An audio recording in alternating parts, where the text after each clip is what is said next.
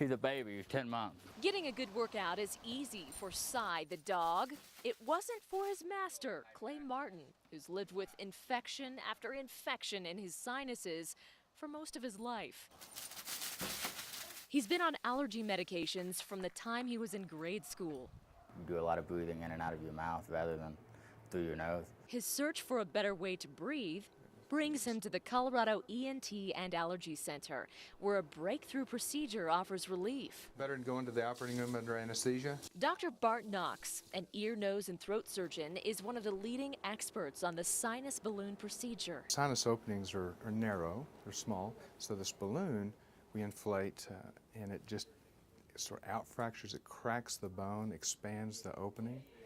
And when it heals, it just heals more open. He takes this saline balloon and threads it into the sinuses. We pass the balloon over the guide, confirm it's in the sinus, and then we can inflate the device.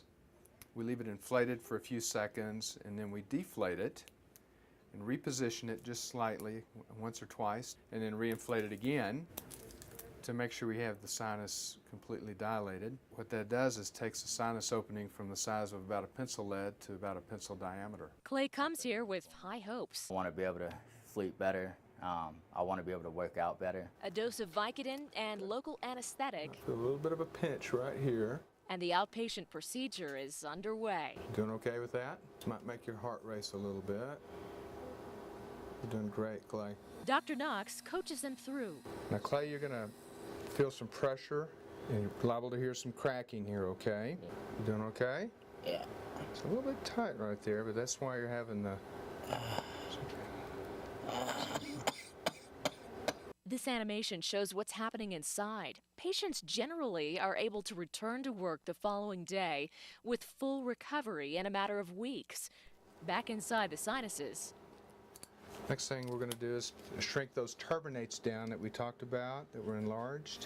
What this is doing, Clay, is shrinking the tissue inside of your nose. In the time it takes to drive from Monument to Colorado Springs. Okay, we're done. That's it? That's it.